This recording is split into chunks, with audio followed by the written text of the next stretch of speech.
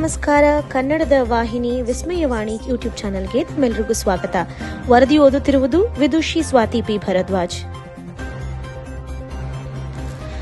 ಮಂಡ್ಯ ಜಿಲ್ಲೆಯ ಕೆಆರ್ಪೇಟೆ ತಾಲೂಕಿನ ಕಿಕ್ಕೇರಿ ಗ್ರಾಮದಲ್ಲಿ ಶ್ರೀಮತಿ ಅಂಬಿಕಾ ಗುರುಪ್ರಸಾದ್ ಅವರು ಕಳೆದ 25 ವರ್ಷಗಳಿಂದ ಪಾರಂಪರಿಕ ಗೊಂಬೆ ವೈಭವದ ಮೂಲಕ ದಸರಾ ಹಬ್ಬವನ್ನು ಸಾಂಸ್ಕೃತಿಕವಾಗಿ ಆಚರಿಸುತ್ತಿದ್ದಾರೆ. ಅವರು ಅರಮನೆ ದರ್ಬಾರ್, ಯಕ್ಷಗಾನ, ಸಮುದ್ರ ಮಂಥನ ಸೇರಿದಂತೆ ಹಲವು ಗೊಂಬೆ ಪ್ರದರ್ಶನಗಳ ಮೂಲಕ ಹಳೆಯ ಸಂಪ್ರದಾಯವನ್ನು ಹೊಸ ಪೀಳಿಗೆಗೆ ಪರಿಚಯಿಸುತ್ತಿದ್ದಾರೆ. ಗ್ರಾಮಸ್ಥರು ಅವರ ಈ ಸಂಸ್ಕೃತಿಯ ಪರಂಪರೆಯ ಸಂರಕ್ಷಣೆಗೆ ಮೆಚ್ಚುಗೆ ವ್ಯಕ್ತಪಡಿಸಿದ್ದಾರೆ.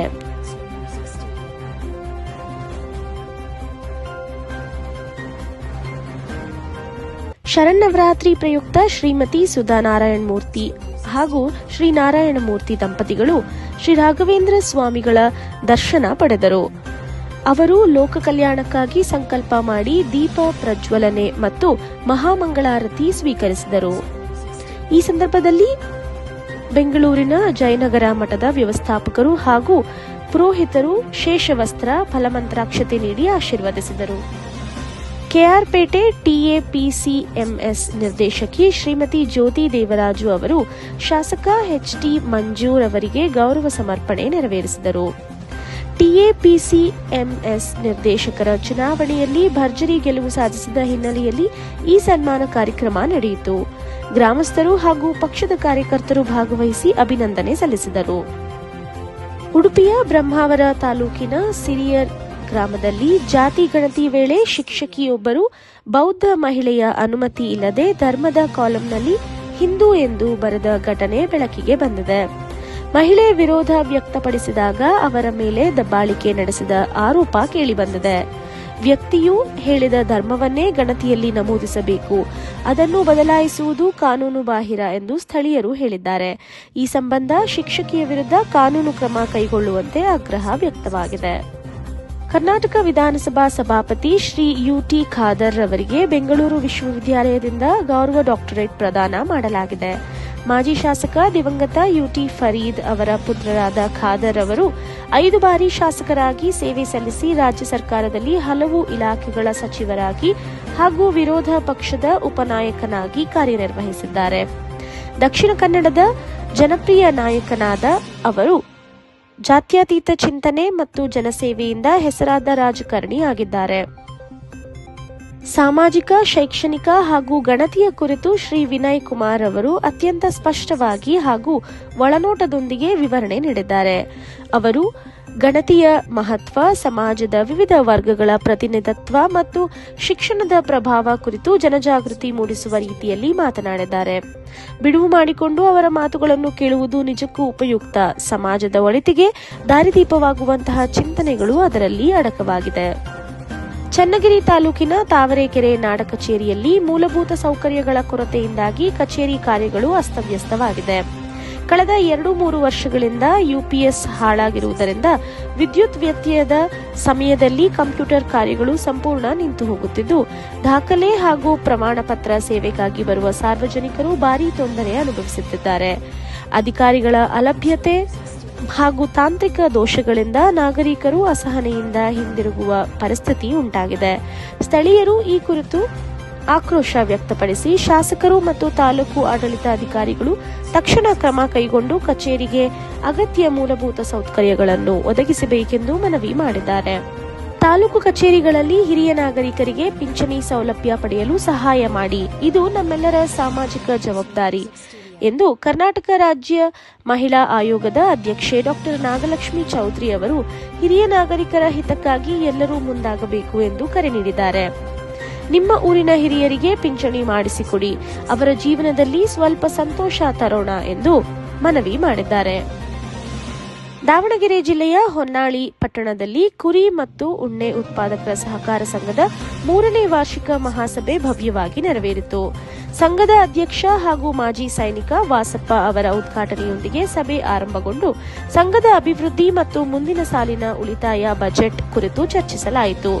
ಉಪಾಧ್ಯಕ್ಷ ಹುಲುಗೇಶಿ ಡಿ, ಕಾರ್ಯದರ್ಶಿಗಳು ಹಾಗೂ ಸದಸ್ಯರಾದ ಯಶೋಧ, ಆಶಾ, ಮಮತಾ, ಬೀರಪ್ಪ, ಬುಡೇನ್ ಬಾಷಾ, ಸಿದ್ದಪ್ಪ, ಸುಜಾತ, ಮಂಜುನಾಥ್, ಅಣ್ಣಪ್ಪ, ಹನುಮಂತಪ್ಪ, ಶಿವಲಿಂಗಪ್ಪ ಸೇರಿದಂತೆ ಹಲವರು ಉಪಸ್ಥಿತರಿದ್ದರು. ವೀರಶೈವ ಲಿಂಗಾಯತರನ್ನು ಬೇರೆ ಮಾಡಲು ಯಾವುದೇ ಶಕ್ತಿಗೂ ಸಾಧ್ಯವಿಲ್ಲ. ಇಬ್ಬರೂ ಒಂದೇ ಎಂದು ಅರಣ್ಯ ಜೀವಶಾಸ್ತ್ರ ಮತ್ತು ಪರಿಸರ ಸಚಿವ ಈಶ್ವರ್ ಬಿ ಖಂಡ್ರೆ ಹೇಳಿದ್ದಾರೆ. ವಿಧಾನಸೌಧದಲ್ಲಿ ಸುದ್ದಿಗಾರರೊಂದಿಗೆ ಮಾತನಾಡಿದ ಅವರು, ವೀರಶೈವ ಲಿಂಗಾಯತರು ಸುಧಾರಿಸಿದರೆ ರಾಜ್ಯ ಸುಧಾರಿಸುತ್ತದೆ, ಅವರು ಕೆಟ್ಟರೆ ರಾಜ್ಯವೇ ಹಾಳಾಗುತ್ತದೆ ಎಂದು ಹೇಳಿದರು. ಅವರು ಮುಂದುವರೆದು, ವೀರಶೈವ ಲಿಂಗಾಯತ ಧರ್ಮಕ್ಕೆ ಸಿಖ್, ಪಾರ್ಸಿ, ಜೈನ ಧರ್ಮಗಳಂತೆ ಪ್ರತ್ಯೇಕ ಮಾನ್ಯತೆ ನೀಡಬೇಕು ಎಂಬುದಾಗಿ ಅಖಿಲ ಭಾರತ ವೀರಶೈವ ಲಿಂಗಾಯತ ಮಹಾಸಭೆಯ ನಿಲುವನ್ನು ಪುನರುಚ್ಚರಿಸಿದರು. ವೀರಶೈವ ಲಿಂಗಾಯತ ಎಂಬುದು ಸಮಾನಾರ್ಥಕ ಪದ. ಇಷ್ಟಲಿಂಗ ಪೂಜೆ, ಅಷ್ಟಾವರಣ ಪಂಚಚಾರ ಸಂಪ್ರದಾಯಗಳನ್ನು ಆಚರಿಸುವ ಗುರುಗಳು ಮತ್ತು ವಿರಕ್ತರು ಒಟ್ಟಿಗೆ ಇರಬೇಕು ಎಂದರು.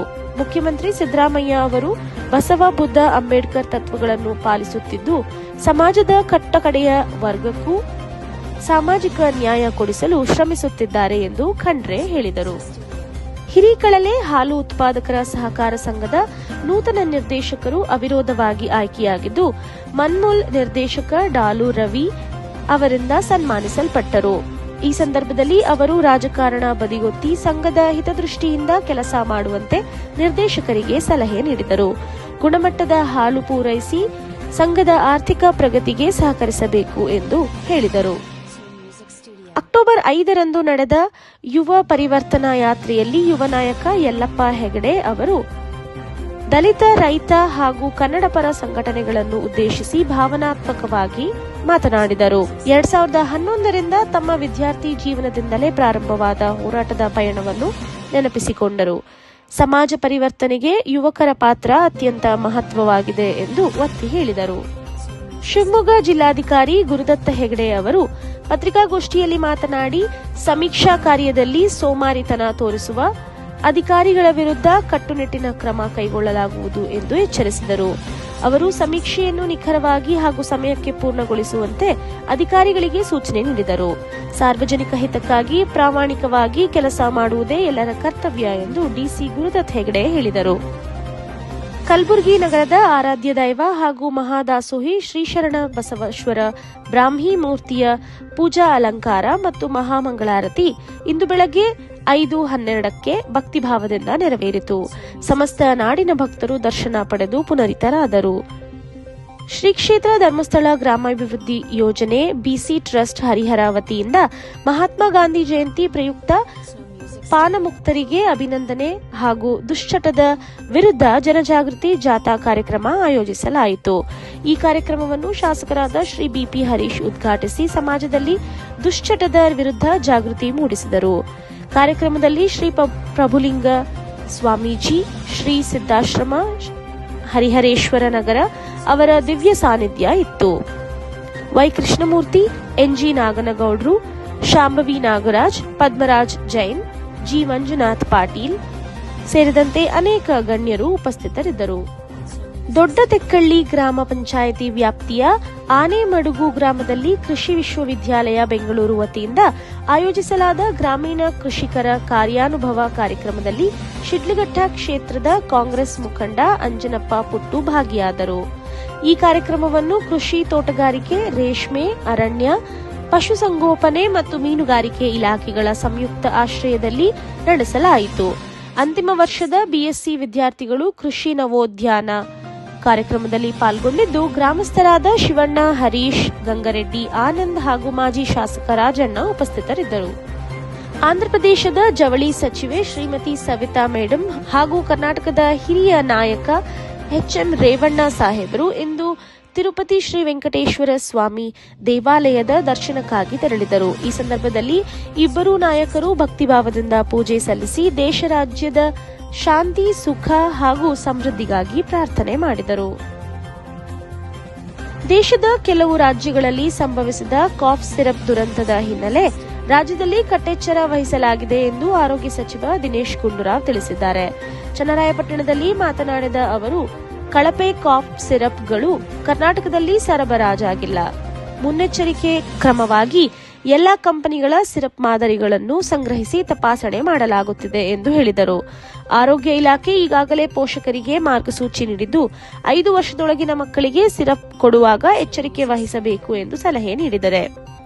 ಕಲಬೆರಕೆಯ ಔಷಧಿಗಳ ಬಗ್ಗೆ ಕೇಂದ್ರ ಸರ್ಕಾರಕ್ಕೆ ಪತ್ರ ಬರೆದಿದ್ದು ರಾಷ್ಟ್ರಮಟ್ಟದ ತಪಾಸಣೆ ವ್ಯವಸ್ಥೆ ಅಗತ್ಯವಿದೆ ಎಂದು ಸಚಿವರು ಸ್ಪಷ್ಟಪಡಿಸಿದರು.